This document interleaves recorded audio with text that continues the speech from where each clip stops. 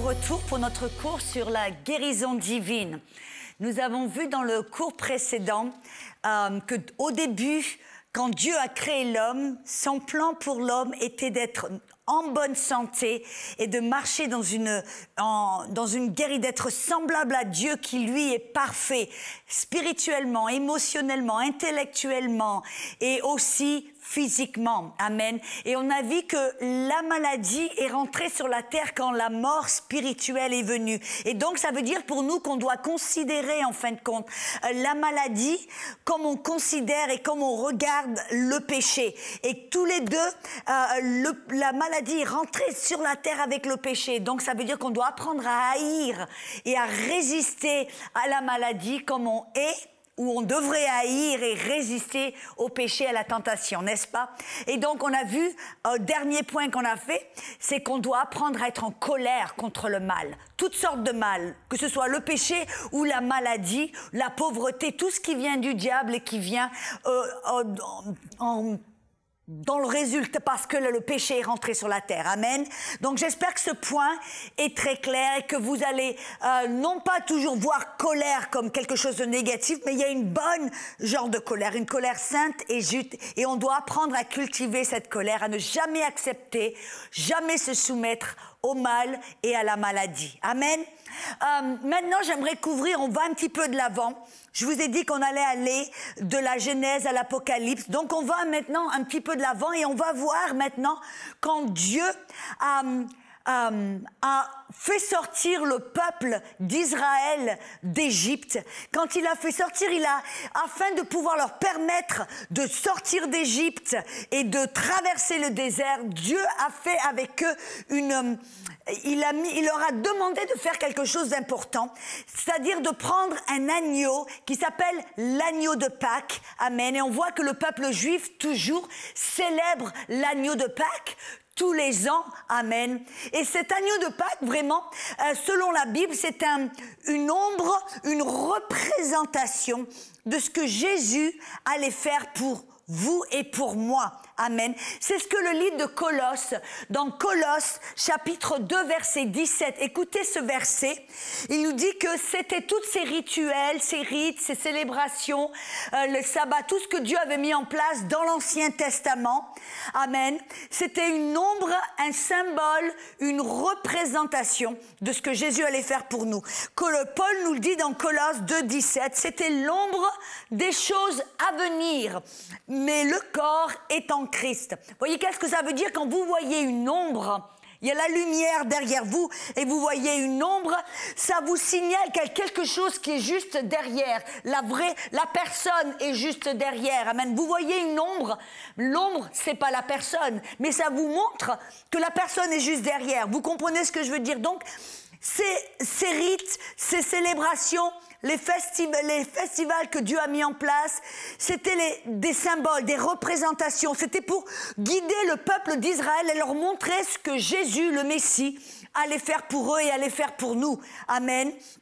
Et donc, l'agneau de Pâques, ça en fait partie. Regardons, et donc, quand on regarde, on examine et on étudie l'agneau de Pâques, on va découvrir ce que Jésus a fait pour vous et pour moi. Et ça se trouve dans le livre des Exodes, Exode chapitre 12. J'aimerais bien que vous tourniez sur ce passage. Exode chapitre 12, versets 5 à 13. Je vais prendre le temps pour le lire, alors écoutez bien, ou suivez dans votre propre Bible. Dieu a dit, verset 5, « Vous aurez un agneau sans défaut, mâle âgé d'1 an.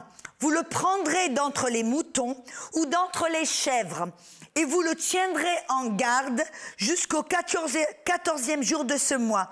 Et toute la congrégation de l'Assemblée d'Israël égorgera entre les 2 soirs. Ils en prendront de son sang et en mettront sur les 2 poteaux et sur le linteau de la porte, aux maisons dans lesquelles ils le mangeront. » Et hop, j'ai tourné la page, attendez. Voilà. Dans le verset 4, attendez, où suis-je? De quel verset? Le verset Verset 7. Ils en prendront le sang, en mettront sur les 2 poteaux et le linteau de la porte, aux maisons dans lesquelles ils le mangeront. Ils en mangeront la chair cette nuit-là, et ils la mangeront rôtie au feu avec des pains sans levain et des herbes amères. Vous n'en mangerez pas qui soit à demi-cuit ou qui ait été cuit dans l'eau, mais rôti au feu. Et la tête et les jambes et l'intérieur. Et vous n'en laisserez rien de reste jusqu'au matin. Et s'il en reste jusqu'au matin, vous le brûlerez au feu. Vous le mangerez ainsi, vos rincins, vos sandales à vos pieds, votre bâton en votre main, et vous le mangerez à la hâte. Et c'est la Pâque de l'Éternel. Et je passerai par le pays d'Égypte cette nuit-là. Je frapperai tout premier-né dans le pays d'Égypte, depuis l'homme jusqu'aux bêtes, et j'exercerai des jugements sur les dieux de l'Égypte, car je suis l'Éternel. Et le sang vous sera pour signe sur les maisons où vous serez, et quand je verrai le sang, je passerai par-dessus vous, il n'y aura point de plaie à destruction au milieu de vous, quand je frapperai le pays d'Égypte. Et ce jour-là vous sera en mémorial, et vous le célébrerez comme une fête à l'Éternel, vous le célébrerez en vos générations comme un statut perpétuel. On voit là que Dieu a dit au peuple d'Israël, la veille avant de partir, de sortir d'Égypte, il leur a dit de prendre un agneau sans tache, parfait, intact, et il leur a dit de l'égorger et de prendre le sang, de le mettre autour de la porte, les linteaux et les poteaux de la porte. Et quand il a dit, quand je passerai, où l'ange de jugement allait passer au travers du pays d'Égypte, quand il voit le sang autour de la porte, qu'est-ce qui va se passer? L'ange de jugement allait passer au-dessus de la maison, et le jugement ne pourrait pas rentrer dans la maison. Et on voit là, qu'est-ce que ça fait? On voit là que cet agneau de Pâques a effectué 2 choses, et a fait 2 choses principales pour le peuple d'Israël. La première chose, le sang qui était placé autour de la porte était un signal pour l'ange de jugement, et qui ferait en sorte que le peuple d'Israël échapperait au jugement qui allait tomber sur le pays. Amen. Égypte est une représentation du monde, si vous me permettez. Mais le sang qui était placé au-dessus des maisons du peuple d'Israël ferait en sorte que le jugement n'aurait pas le droit de rentrer dans la maison. Et on a vu aussi, non seulement le jugement, mais la plaie, la maladie, amen, n'aurait pas le droit de rentrer dans la maison. Et aussi, pourquoi est-ce que Dieu leur a dit de manger la chair de l'agneau? Vous remarquez que l'agneau ne devait pas être bouilli, ou il devait être rôti, qui pour moi est une représentation de Jésus qui est allé en enfer, qui est allé dans les flammes de l'enfer, l'agneau de Pâques, amen. Mais alors cet agneau, pourquoi est-ce que Dieu leur a dit de manger la chair de l'agneau et de manger tout entier l'agneau de Pâques? Pourquoi?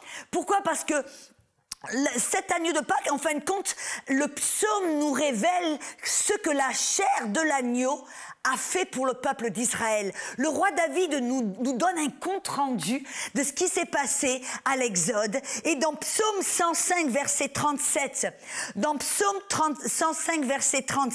il nous dit que Dieu les a fait sortir d'Égypte avec de l'or et de l'argent. Amen.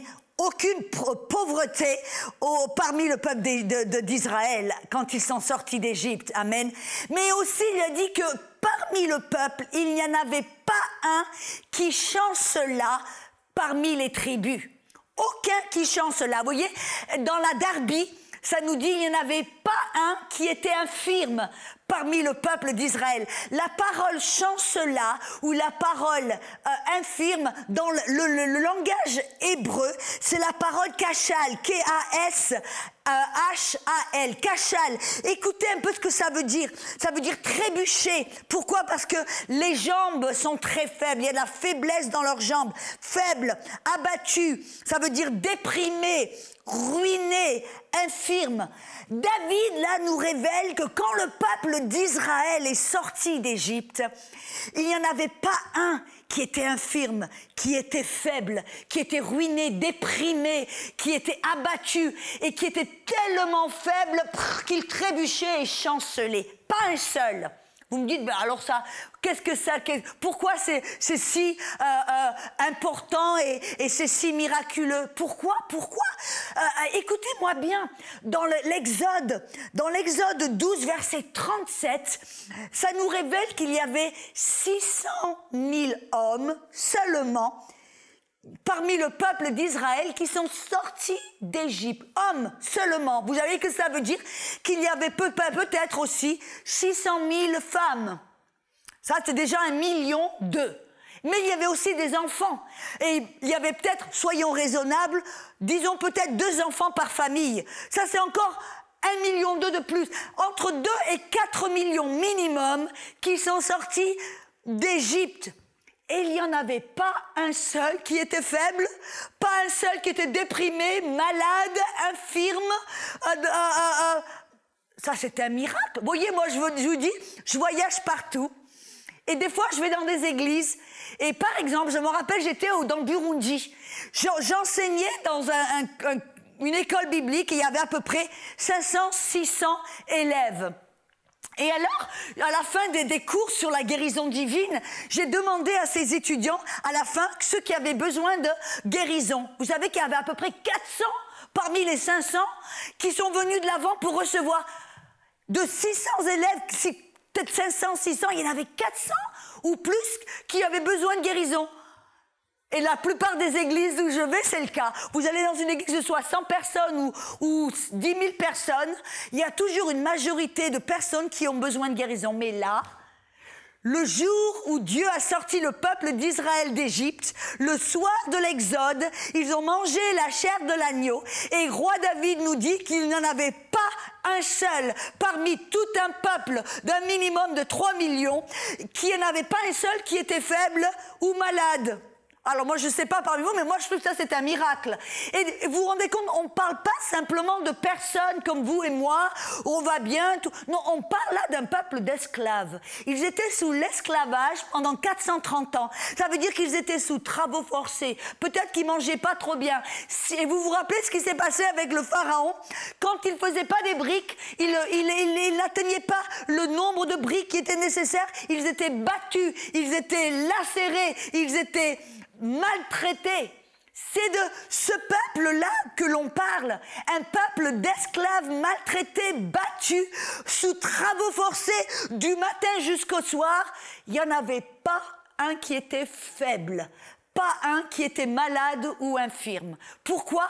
Parce que Dieu a pourvu pour non seulement leur guérison, mais pour leur fortification. La chair de l'agneau a fait en sorte qu'ils ont reçu de la force, qu'ils ont été guéris. Et voyez, le sang de l'agneau qui était appliqué autour de la porte a fait en sorte que toute maladie n'avait plus le droit de re-rentrer dans la maison. Maintenant, ils avaient reçu la chair de l'agneau, ils avaient reçu la force, la guérison. Et non seulement ils étaient fortifiés, guéris, mais maintenant la maladie n'avait plus le droit de rentrer dans leur maison. C'est de ça qu'on parle. Et ça, c'est venu grâce à l'agneau de Pâques.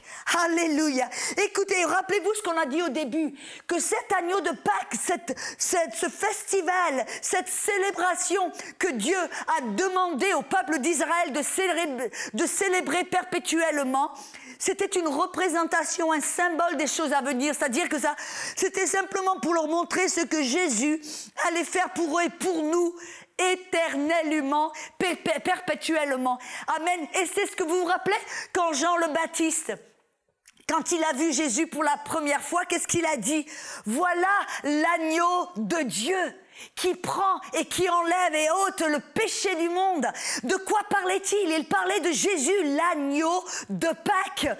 Et qu'est-ce que ça voulait dire que cet agneau de Pâques, Jésus était celui qui allait non seulement ôter le jugement de notre maison, que maintenant nous ne serions plus sous la colère et le jugement qui venait au travers de la loi, et aussi ça voulait dire que Jésus allait nous apporter aussi la guérison. Vous voyez, c'était une alliance, c'était un festival qui représentait non seulement la libération du jugement et de la colère, mais aussi libération et de la liberté de la maladie. Oh, alléluia. Écoutez un peu 1 Corinthiens 5, 7. Allons-y ensemble, 1 Corinthiens 5, 7. Oh, je sais pas, mais moi, ça m'excite. Ça me rend tellement passionnée de voir que Jésus, si cette petite agneau, rendez-vous compte, un petit agneau de 1 an a pourvu pour la libération du péché, la libération de la maladie, à combien plus forte raison Jésus, l'agneau de Dieu, va pourvoir à notre salut, pourvoir à notre guérison et nous garder en bonne santé. Amen.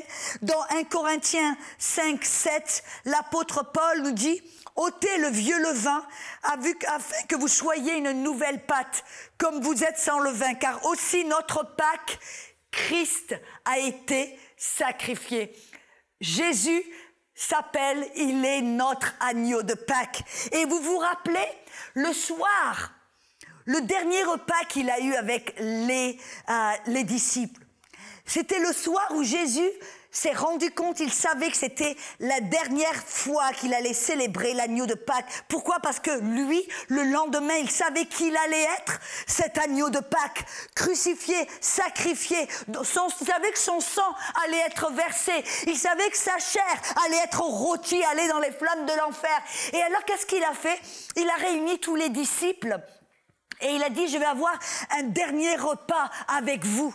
Et il a pris la coupe, où il a mis du vin dans cette coupe. Il a pris le pain, il a brisé le pain. Et il a dit, buvez cette coupe, c'est la coupe de cette nouvelle alliance. Ça voulait dire quoi?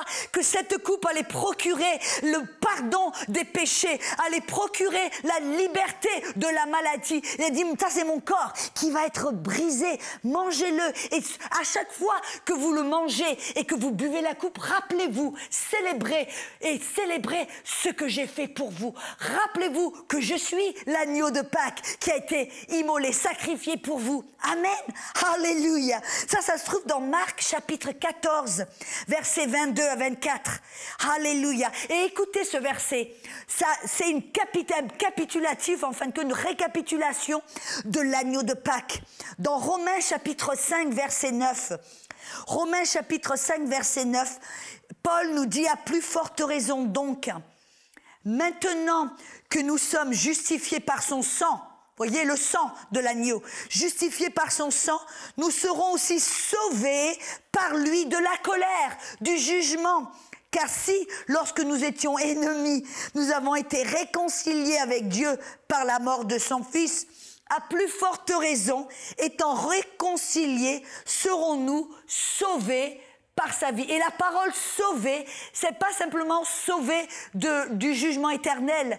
Et ça veut dire sauver, ça veut dire béni, ça veut dire guéri, ça veut dire délivré, ça veut dire prospérer, ça veut dire être béni complètement, esprit, âme et corps. La parole sozo, c'est tellement puissant. Ça veut dire que Jésus, par son sang, nous a fait échapper à la colère, au jugement. Ça ne nous appartient plus. Mais maintenant aussi, nous sommes sauvés, guéris, prospérés. Nous sommes, oh, alléluia. Qu'est-ce que j'ai dit encore? Protégés, prospérés, délivrés, guéris, sauvés au travers de son corps. Oh, alléluia, alléluia, amen. Son sang nous a épargnés du jugement et de la maladie, et son corps qui a été brisé pour nous, nous donne la force et nous donne la guérison physique et émotionnelle. Amen. Et c'est pour cela que maintenant, Jésus nous a commandé, ça fait partie d'une célébration de l'Église, c'est la Sainte Seine. Voyez, la Sainte Seine, qu'est-ce que c'est? C'est pas simplement un rituel que l'on fait comme ça parce qu'on n'a rien d'autre à faire. Non, non, c'est une célébration. Rappelez ce que Jésus a dit. Il dit à chaque fois que vous buvez la coupe et que vous mangez le pain, célébrez ma mort. Rappelez-vous de ma mort. Rappelez-vous que je suis l'agneau de Dieu. Et rappelez-vous que les bienfaits, ce que Dieu a effectué et a fait au travers d'un petit agneau, combien plus forte raison est-ce que Dieu l'a fait pour nous au travers de Jésus-Christ. Et c'est ça qu'on doit se rappeler. Quand on participe à la Sainte Seine, on doit se rappeler exactement ce qui s'est passé. Qu'est-ce que c'est qui s'est passé? Qu'est-ce que c'est que le peuple d'Israël a vécu à ce moment-là? Et écoutez bien, ça se trouve dans 1 Corinthiens chapitre 11, Vous êtes prêts? Allez-y, allons-y ensemble. Parce qu'il y a quelque chose, je crois que je vais un petit peu vous bousculer, ou peut-être, j'espère, vous éclairer, vous délivrer de certains concepts, des notions qui ont gardé l'Église en servitude et dans l'ignorance et dans la maladie. Amen. Êtes-vous prêts? Dans 1 Corinthiens, chapitre 11. Dans le 1 Corinthiens, chapitre 11, versets 23 à 26. Allons-y ensemble. Paul, écoutez ce que Paul a dit. Car moi, j'ai reçu du Seigneur. Il n'a pas reçu d'un autre disciple. Il l'a pas reçu de lui-même. Non, il l'a reçu du Seigneur. Parce que Paul, c'est lui qui a eu une révélation, il a eu une apparition, une visite du Seigneur lui-même. Il a passé du temps en Arabie et c'est là qu'il a eu des révélations, il a même dit, je suis allé dans le 3e paradis. Et il a vu des choses dans lesquelles il ne pouvait pas parler. Et c'est là que le Seigneur, qu'est-ce qu'il lui a dit? Il lui a parlé de la Sainte Seine. Et là, le Seigneur, il lui a dit, j'ai reçu du Seigneur ce qu'aussi je vous ai enseigné. C'est que le Seigneur Jésus, la nuit qu'il fut livré, il prit du pain. Et après avoir rendu grâce, il le rompit et dit, « Ceci est mon corps qui est pour vous. Faites ceci en mémoire de moi. » De même, il prit la coupe aussi après le souper en disant, « Cette coupe est la nouvelle alliance en mon sang. Faites ceci toutes les fois que vous la boirez en mémoire de moi. Car toutes les fois que vous mangez ce pain et que vous buvez la coupe, vous annoncez la mort du Seigneur jusqu'à ce qu'il vienne. » Voyez, c'est pas simplement célébrer la mort et on pleure et on se lamente. Non, non, on célèbre et on se rappelle de la mort de Christ, de l'agneau de Pâques. Pourquoi? Parce que au travers de sa mort crucifiée, on peut maintenant bénéficier du pardon et bénéficier de la force physique et émotionnelle et de la guérison divine. Amen. Et alors, vous remarquez, si vous regardez un petit peu plus loin dans le verset 13, regardons un petit peu plus loin, versets 27 à 30, pourquoi? Parce qu'il y a une connexion qui est puissante, qui est précise là. C'est-à-dire que la Sainte Seine est liée, reliée très étroitement avec un manque de guérison ou la faiblesse ou pour quelques-uns la mort physique. Écoutez ce que Paul, il donne des directives à l'église de Corinthe et il leur dit dans le verset 27 à 30, « Ainsi, quiconque mange le pain ou boit la coupe du Seigneur indignement sera coupable à l'égard du corps et du sang du Seigneur, mais que chacun s'éprouve soi-même, et qu'ainsi il mange du pain et boive de la coupe. Car celui qui mange et qui boit et mange et boit un jugement contre lui-même, ne distinguant pas le corps. » C'est pour cela, regardez un peu la connexion, c'est pour cela que plusieurs sont faibles et malades parmi vous, et qu'un assez grand nombre dorment. Et vous savez, dans la Bible, quand il parle de dormir, ça parle de la mort physique. Parce que nous, frères et sœurs, physiquement, on ne meurt jamais. On est éternellement vivant. On va vivre, on va aller passer d'un royaume à un autre, de la terre au ciel. Amen. Ou alors, ceux qui ne connaissent pas Jésus vont vivre de la terre en enfer. On ne va pas mourir, mais on va s'endormir physiquement et se réveiller dans un autre royaume. Amen. Mais là, regardez un petit peu. Paul nous dit que certains sont faibles, malades ou meurent. Pourquoi? Parce qu'il nous dit ici qu'ils mangent indignement du corps du Christ ou qu'ils ne discernent pas le corps du Christ. Alors là, vous savez que on a vu que l'agneau de Pâques est un symbole, ou la Sainte Seine est un symbole de l'agneau de Pâques, et qu'il y a ici une connexion entre la Sainte Seine et ceux qui sont faibles, malades, et qui meurent. Mais voyez, ces versets-là ont été si mal compris, mal interprétés, et qu'est-ce que ça fait? Ça fait en sorte que beaucoup n'ont pas pu profiter de la Sainte Seine, des bienfaits de l'agneau de Pâques. Ils sont restés malades. De nombreuses n'ont pas participé à la Sainte Seine. Pourquoi? Parce qu'on nous a enseigné, oui, si tu as un péché dans ta vie, si tu fais quelque chose de mal, alors tu ne peux pas participer à la Sainte Seine. Tu ne peux pas manger le pain et boire la coupe. Amen. Et je vous dis la vérité, j'ai rencontré tellement de personnes qui voulaient participer à la Sainte Seine, mais qui avaient peur. Parce que l'on a dit, ah, si tu as un petit péché et que tu manges le pain et bois la coupe, alors, jugement va tomber sur toi. Et ça a empêché de nombreux chrétiens, des frères et des sœurs, à participer à la Sainte Seine et bénéficier de la guérison, de la force et du pardon. Et alors, on doit maintenant, si vous me permettez, très rapidement comprendre qu'est-ce que c'est, de quoi parle Paul. Et écoutez-moi bien, voyez, si les bienfaits qui appartenaient à l'agneau de Pâques sont les mêmes bienfaits qui nous appartiennent au travers de la Sainte Seine, au travers de Jésus-Christ, de la crucifixion et de la mort de Jésus-Christ, ça veut dire aussi que les restrictions qui appartenaient à l'agneau de Pâques pour le peuple d'Israël sont les mêmes restrictions que nous devons, nous, vous et moi, appliquer pour la Sainte Seine. Les mêmes bienfaits, les mêmes restrictions. Alors regardons de près un petit peu quelles étaient les restrictions, qu'est-ce que c'était que le peuple d'Israël, on leur avait commandé de faire et de ne pas faire, afin de pouvoir manger et participer à l'agneau de Pâques et manger l'agneau. Amen. Regardons un petit peu, ça se trouve dans... l'Exode chapitre 12. Retournons dans Exode chapitre 12, là où Dieu a parlé à Moïse et au peuple d'Israël comment sacrifier l'agneau. Amen. Exode chapitre 12, versets 43 à 48. On voit que les mêmes bienfaits qui appartenaient à l'agneau de Pâques sont les bienfaits qui nous appartiennent au travers de ce que Jésus a fait sur la croix et au travers de la Sainte Seine qui est une célébration de la mort de Jésus et de ce qu'il a fait. Exode chapitre 12 versets 43 à 48. Allons-y ensemble, lisez sur votre Bible si vous pouvez. Et l'Éternel dit à Moïse et à Aaron, c'est ici le statut de la Pâque. Aucun étranger n'en mangera. Mais tout esclave, homme acheté à prix d'argent, tu le circonciras. Et alors, il pourra en manger. L'habitant et l'homme à gage n'en mangeront point. Il sera mangé dans une même maison. Tu n'emporteras point de sa chair hors de la maison et vous n'en casserez pas un os. Toute l'assemblée d'Israël le fera. Et si un étranger séjourne chez toi et veut faire la Pâque à l'Éternel, que tout mâle qui est à lui soit circoncis. Amen. Et alors il s'approchera pour la faire et sera comme l'Israélite de naissance, mais aucun incirconcis n'en mangera.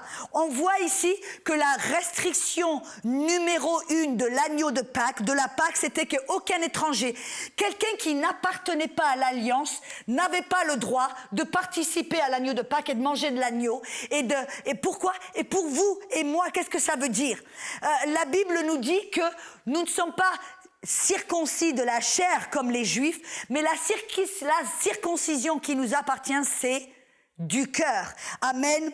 Alléluia. Dans Romains 2, 29, il dit, mais le Juif, c'est celui qui est intérieurement. Et la circoncision, c'est celle du cœur, selon l'esprit et non selon la lettre. Donc on voit ici que la restriction numéro 1, c'était celui qui pouvait participer à l'agneau de Pâques, ou pour nous, celui qui peut participer à la Sainte Seine. Tout premièrement, on doit appartenir à l'alliance. Et notre alliance, c'est en Christ. Ça veut dire qu'on doit être né de nouveau. On doit être circoncis dans notre cœur. On doit appartenir au corps du Christ afin de pouvoir participer à la Sainte Seine. Ça, c'était la restriction numéro 2. Et la numéro 1, pardon. La restriction numéro 2, il y avait aussi ce que Dieu leur a dit de faire dans Exode chapitre 12, versets 15 à 20. Regardons. Dans le verset 15 à 20, alléluia, quelques versets plus tôt, pendant 7 jours, vous mangerez des pains sans levain. Dès le premier jour, vous ôterez le levain de vos maisons, car quiconque mangera du pain levé du premier jour au 7e jour, cette âme-là sera retranchée d'Israël. Et le premier jour que vous aurez une sainte convocation, le 7e jour une sainte convocation, il ne fera aucune œuvre en ces jours-là, seulement ce que chacun mangera, cela lui sera fait par vous. Verset 17, vous garderez la fête des pains sans levain, Car en ce même jour, j'ai fait sortir vos armées du pays d'Égypte. Et vous garderez ce jour-là en vos générations comme un statut perpétuel. Le premier mois, le 14e jour du mois, au soir, vous mangerez des pains sans levain. Car quiconque mangera de ce qui est levé, cette âme-là sera retranché de l'assemblée d'Israël. Vous ne mangerez, verset 20, vous ne mangerez rien de levé dans toutes vos habitations, vous mangerez des pains sans levain. Vous avez remarqué que la restriction que Dieu leur a donnée là, c'est qu'ils devaient ôter tout levain de leur maison. Vous voyez, le peuple d'Israël, quand ils célèbrent la Pâque, vous savez qu'est-ce qu'ils font? Un des rituels, des choses qu'ils font, ils prennent une plume et ils vont en travers de toute la maison et ils prennent des petites miettes de pain et avec la plume, ils enlèvent, ils doivent ôter toute miette de pain, tout levain, toute trace de levain. Il ne doit y avoir aucun levain dans leur maison et ils ne doivent pas manger du pain avec du levain. Et vous voyez, la plupart de l'Église nous a dit, mais ça c'est le péché, le vin c'est le péché. Si vous regardez ce que Jésus nous dit au sujet de levain, voyez, la Bible s'interprète avec la Bible. Et quand on parle du levain, Jésus, qu'est-ce qu'il nous révèle? Quand Jésus parle du levain, amen, on voit dans Luc 12, verset 1, Jésus dit, avant tout, gardez-vous du levain des pharisiens, qui est l'hypocrisie. Jésus nous révèle que le levain, c'est l'hypocrisie. Amen. On voit, en fin de compte, on a vu dans 1 Corinthiens 11, qui nous dit, Paul nous révèle que quiconque mange de la Pâque indignement, amen, sera jugé ou sera retranché. Mais regardez un petit peu, qui en mange indignement? 1 Corinthiens 11, 27. Question, qu'est-ce que c'est qui nous rend dignes ou indignes? Posez-vous la question. Qu'est-ce que c'est qui vous rend digne d'être né de nouveau? Votre bonne conduite? Vos bonnes œuvres? C'est votre foi en Jésus-Christ qui vous rend digne. C'est votre foi en Jésus-Christ qui vous rend digne. Et donc ça veut dire que si votre bonne conduite ne peut pas vous rendre digne, votre mauvaise conduite ne peut pas vous rendre indigne. Ah, je sais que j'en bouscule un petit peu là. Alléluia. Pourquoi? Parce que, vous voyez, dans cette nouvelle alliance qui est en Christ, Dieu ne regarde pas automatiquement votre conduite. Dieu se concentre sur votre cœur. C'est votre cœur qui est important. Vous avez déjà rencontré des gens dans leur conduite, alors ils ont l'air exemplaires. Ils vont à l'église, ils lisent 4 chapitres, ils paient la dîme, alors presque au centime près. De leur conduite, ils ont l'air comme des chrétiens modèles. Mais leur cœur, qu'est-ce que Jésus dit? Ils m'honorent de leurs lèvres, mais leur cœur est loin de moi. Voyez, vous pouvez avoir, c'est pour ça. Non, écoutez-moi bien, je suis pas en train de dire que le péché n'est pas important, qu'on peut pécher, que la grâce abonde, que le péché, ouais, on peut faire n'importe quoi. C'est pas ce que je dis. Mais je dis que quand Dieu nous regarde, voyez, vous pouvez avoir une conduite exemplaire, mais un cœur qui est plein d'hypocrisie, qui est plein de fausseté, qui est plein de malice. Et vous pouvez avoir quelqu'un qui tombe, qui a une mauvaise habitude, mais leur cœur est droit, leur cœur est correct, leur cœur est pur. Vous comprenez ce que je suis en train de dire? Moi, je me rappelle, j'ai vu, par exemple, je connais des chrétiens, par exemple, ils vont à l'église, alors on a l'impression qu'ils sont super chrétiens avec des auréoles, mais on les voit derrière, ils sont faux, ils critiquent, ils sont pleins de méchanceté, pleins de comment on appelle ça, ils disent des mauvaises choses sur tout le monde, ils sont en train de manger le pasteur au petit déjeuner, tu vois, ils le dissèquent. Silence dans cette maison-là cet après-midi, amen. Mais vous voyez ce que je veux dire? Dieu ne regarde pas forcément notre conduite, il regarde notre cœur. Et c'est ça qui est important. Et c'est ça, voyez, dans cette nouvelle alliance, l'hypocrisie ou le levain, c'est pas simplement qu'on fait des fautes, on fait des erreurs, on a des mauvaises habitudes ou un péché ou quelque chose avec lequel on est en train de se battre.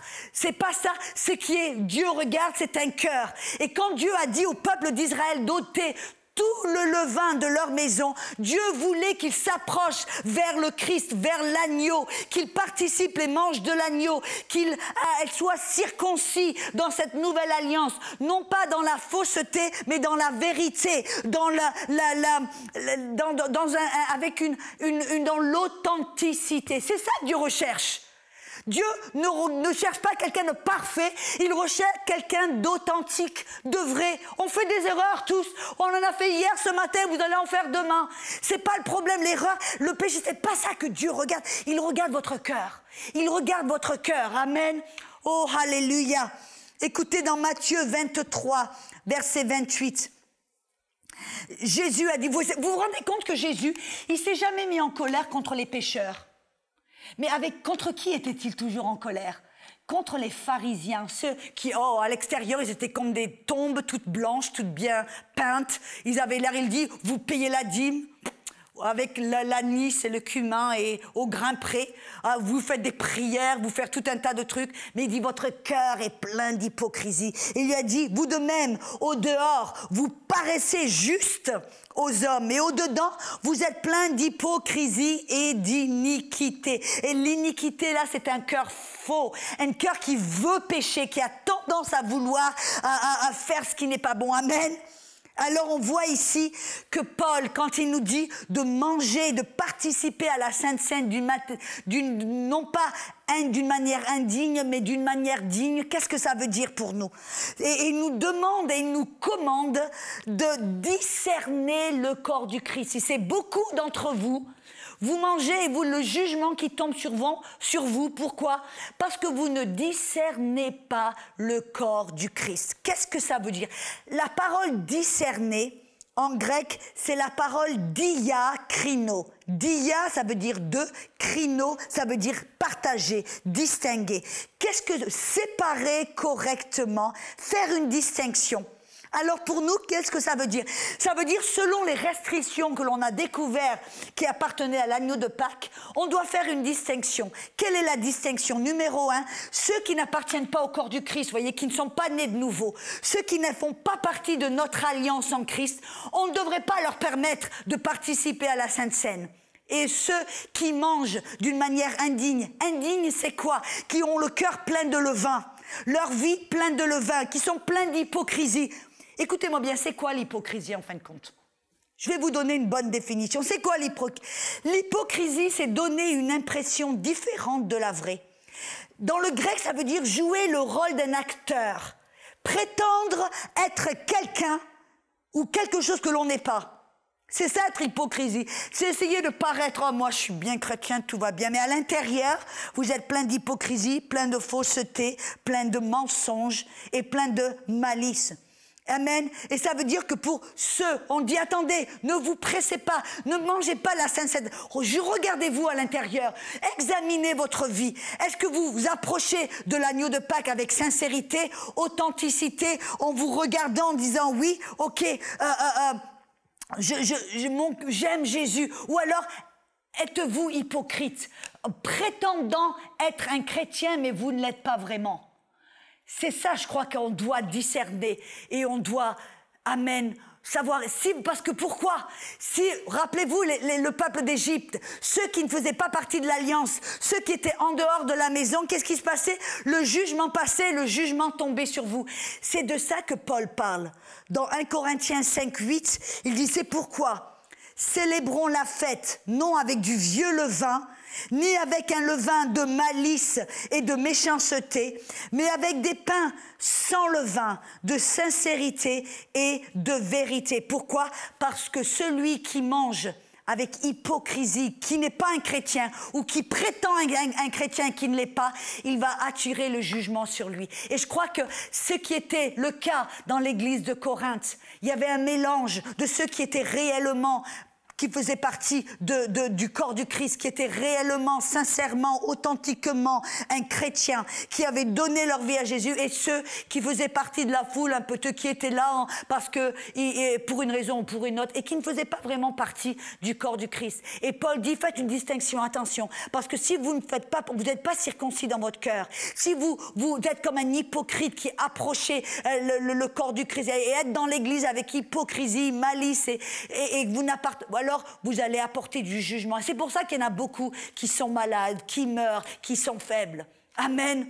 Alléluia. Alors, mais la bonne nouvelle, c'est quoi? Ça veut dire que même si vous êtes chrétien, vous appartenez au corps du Christ, mais que vous avez des problèmes avec un certain péché, que vous essayez de maîtriser, que vous essayez de changer, vous êtes, comme j'appelle, en construction. Nous sommes tous en construction, de gloire en gloire, de foi en foi. Ça ne veut pas dire que vous n'avez pas le droit de manger de l'agneau de Pâques. Au contraire, je dirais au contraire.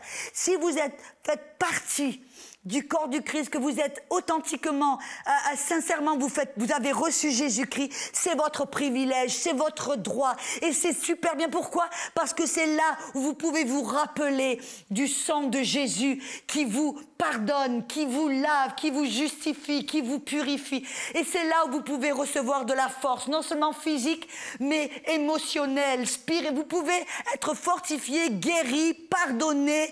Oh, alléluia.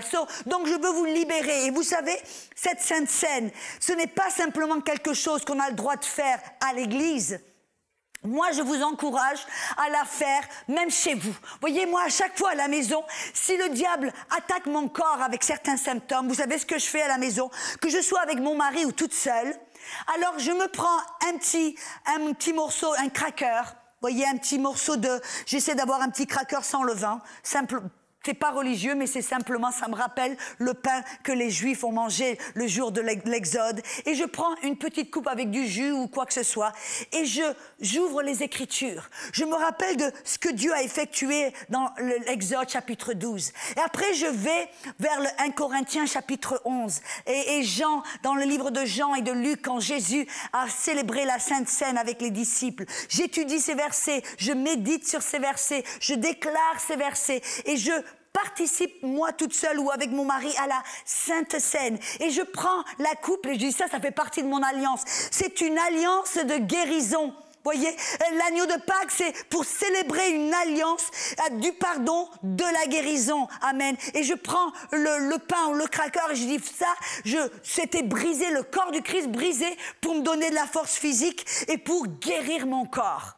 Alors, et vous savez, à chaque fois que je fais ça, il se passe dans très peu de temps où les symptômes disparaissent. Et c'est une opportunité pour relâcher ma foi, exercer ma foi, pour participer et recevoir ce que le corps de Jésus a effectué sur la croix, ce que le sang de Jésus a payé pour mon pardon, pour ma guérison. Amen. Alors, je veux vous encourager de le faire. Amen. Aussi souvent que possible. Je me rappelle, il y a un homme de Dieu qui s'appelle Smith Wigglesworth, il était anglais, il habitait en Angleterre, un homme puissant. Et il dit que tous les matins, il participait à la Sainte Seine dans sa maison tous les matins. Pourquoi tous les matins?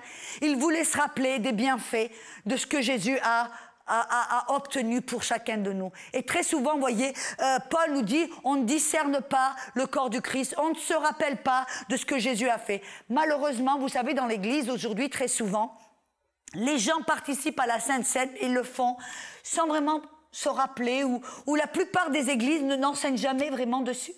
Ils prennent la Sainte Seine, ok, le petit cracker, le petit morceau de pain ou la petite coupe, et ils le font comme ça, sans vraiment prendre du temps de se rappeler ou d'être enseigné qu'est-ce que ça représente et qu'est-ce que ça va effectuer dans notre vie, dans notre cœur et dans notre corps. Et c'est important. Donc, j'ai voulu prendre du temps pour vous montrer cela. Amen. Et vous pouvez en bénéficier, célébrer, vous rappeler et déclarer la mort de Jésus et ce qu'il a fait pour vous. Amen. Ah, c'est bon, tellement bon. Et j'espère, vous savez, le nombre de guérisons et de témoignages, simplement parce que des gens ont compris la Sainte Seine et ont participé à la Sainte Seine. Voilà, à la Sainte Seine, ils ont mangé la coupe et mangé le pain, bu la coupe, et ils ont pu exercer leur foi pour recevoir leur guérison. Amen. Allez, faites-le aussi si vous pouvez à la maison, à l'église, n'importe où. Amen. Alléluia. En famille aussi. Père chef de famille. Soyez un exemple pour votre famille. Commencez à prendre la Sainte Seine et à faire la Sainte Seine au milieu de votre famille avec vos enfants et votre femme. Amen. Alléluia. Gloire. Donc, allons un petit peu de l'avant. On a vu là dans la Sainte Seine, l'agneau de Pâques, on a vu qu'il y avait le jugement. Vous vous rappelez? Le jugement qui est venu. Pourquoi? Dieu a dû juger le pays d'Égypte. Et on a vu que la maladie, ça faisait partie de ce jugement. Ça faisait partie de cette malédiction. Et donc, on doit répondre à la question. La maladie, est-ce une bénédiction ou une malédiction? Non, ça apparaît tout d'abord un peu ridicule. Mais vous savez que là où très souvent je voyage, et je vois des gens qui vont me dire que pour eux, la maladie est une bénédiction. Je me rappelle, j'étais en Inde, et il y avait un jeune homme qui faisait du vélo un petit peu acrobatique et tout ça, un peu un casse-cou sur les bords, vous voyez, et il était tombé dans un précipice et s'était cassé le cou, et il était devenu paraplégique. Et il était cloué dans un fauteuil roulant. Et il était là en Inde. Et il était venu, je faisais une conférence de guérison. Et ce jeune homme était cloué dans ce fauteuil roulant. Et donc, je suis allée vers lui et je lui ai dit, mais notre Père, notre Papa Céleste, ça, c'est pas sa volonté. Il veut que tu sortes de ce fauteuil roulant. Vous savez qu'il s'est mis en colère avec moi. Il a été devenu tellement agressif et tellement en colère. Il m'a dit, non, ça vient de Dieu. Père, c'est Dieu qui m'a rendu comme ça parce que à travers cette maladie, j'ai tourné les yeux vers Dieu. C'est Dieu qui a voulu m'humilier. C'est Dieu qui veut m'enseigner quelque chose et qui veut, au travers de cette... Il a appelé la maladie une grâce. Il a dit, au travers de cette grâce, je suis un exemple pour tous ceux autour de moi, de ma patience. Vous voyez, en fin de compte, qu'est-ce que ce jeune homme disait?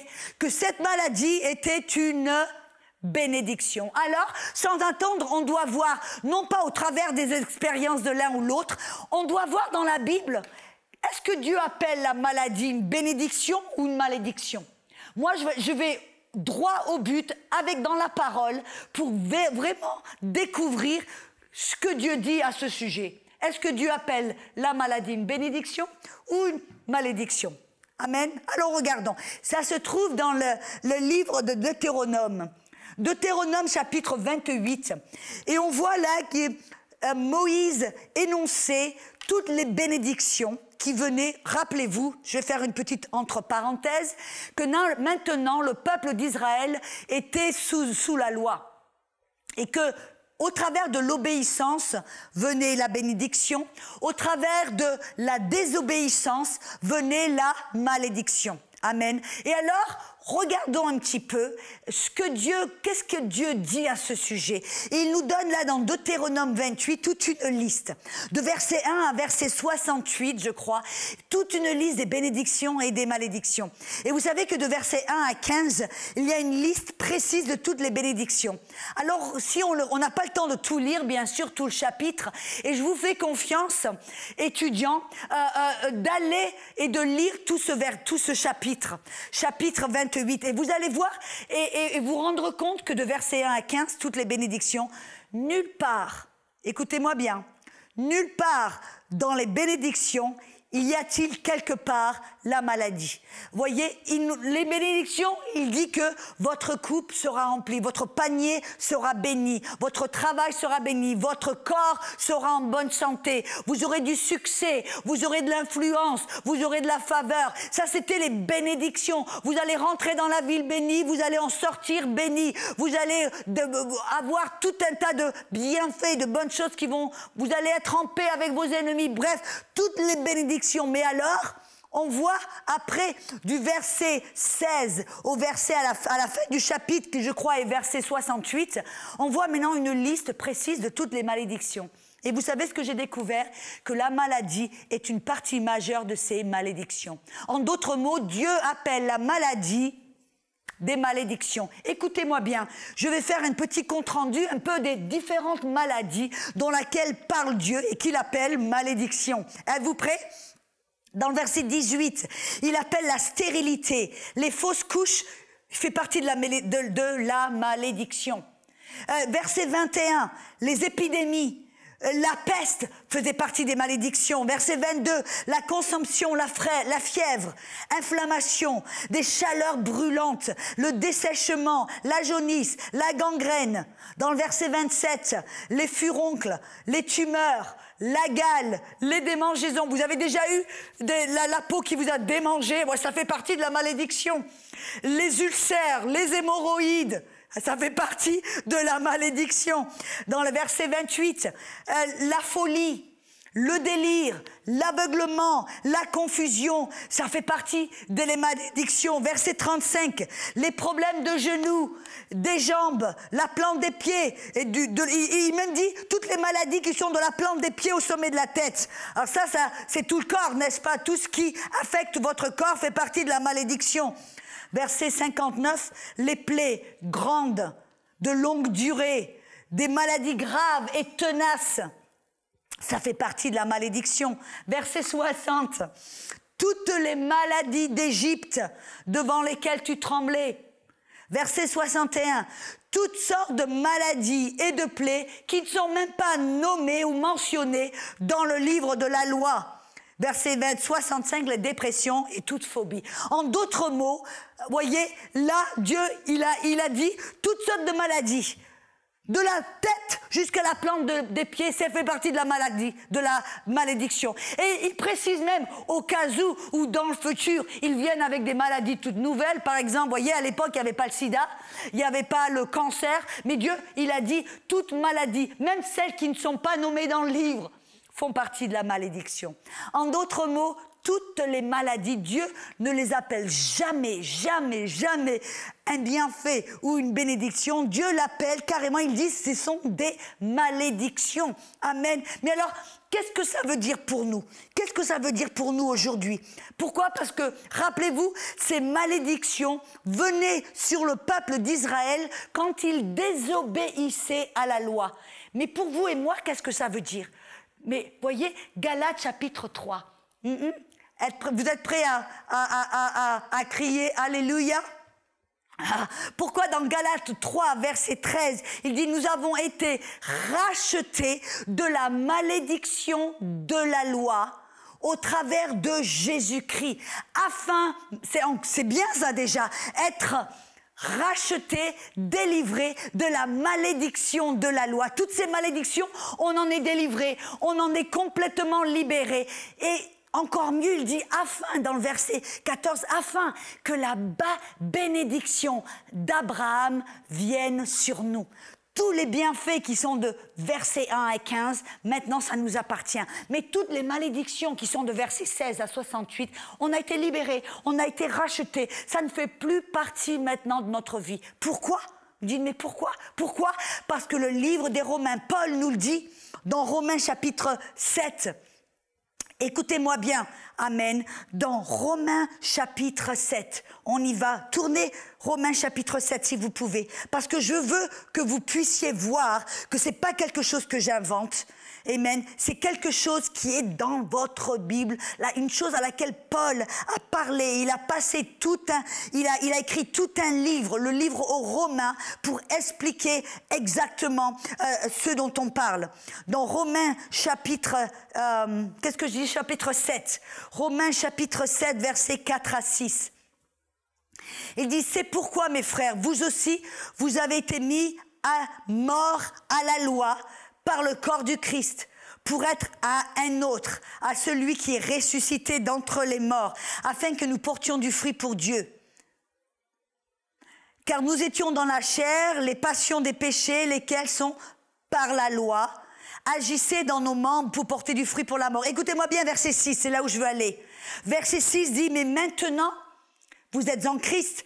Maintenant, nous avons été déliés, délivrés de la loi, étant morts dans ce en quoi nous étions tenus et retenus, en sorte que nous puissions servir en esprit un esprit nouveau, et non pas en la vieillesse de la loi qui tue, de la lettre. En fin de compte, on vient de voir là que pour nous, si vous êtes en Christ, Maintenant, c'est pour ça que Romains 8, 1, il dit, il y a maintenant plus de condamnation pour ceux qui sont en Jésus. Pourquoi? Nous avons été délivrés de la loi. Pourquoi? Parce que la loi, avec la loi, ça a amené le jugement. La loi a amené la malédiction. Alors maintenant, nous ne sommes plus sous la loi, tenus par la loi, assujettis à la malédiction si nous désobéissons. Non, non, non. Maintenant, nous avons une relation intime avec Dieu. Nous marchons avec l'Esprit dans l'esprit de nouveauté. Et maintenant, nous sommes délivrés de la loi. Et ça veut dire que maintenant, ces malédictions, la maladie, ça fait plus partie de notre vie. Ça ne doit plus quelque chose que l'on doit accepter ou qui fait partie de notre punition. Non, non. Nous sommes délivrés de la colère, du jugement, de la malédiction, parce que maintenant nous sommes en Christ. En l'esprit de Christ, en Christ, nous sommes justifiés, purifiés, et il n'y a plus de condamnation, il n'y a plus de malédiction qui vient de la part de Dieu. Et on va découvrir plus tard que oui, c'est vrai, quand on pêche, il y a des conséquences, mais elles ne viennent pas de Dieu. Là, il y a une condamnation qui vient du monde ou du diable, mais elle ne vient pas de Dieu. Et vous êtes libérés de la condamnation et libérés de cette malédiction. On a vu la maladie en fait partie. Alors, vous n'avez plus besoin d'accepter cette maladie en disant « Ouais, ben moi, je dois, parce que j'ai désolé ou j'ai fait ceci, quelque chose de mal. » Non, non, non. Vous êtes libre. Et on en parlera un petit peu plus dans le cours prochain. Amen. On se revoit dans quelques minutes. Cette émission est rendue possible grâce au précieux soutien des partenaires d'Enseigne-moi Canal International. Retrouvez tous nos programmes sur enseigne-moi.com.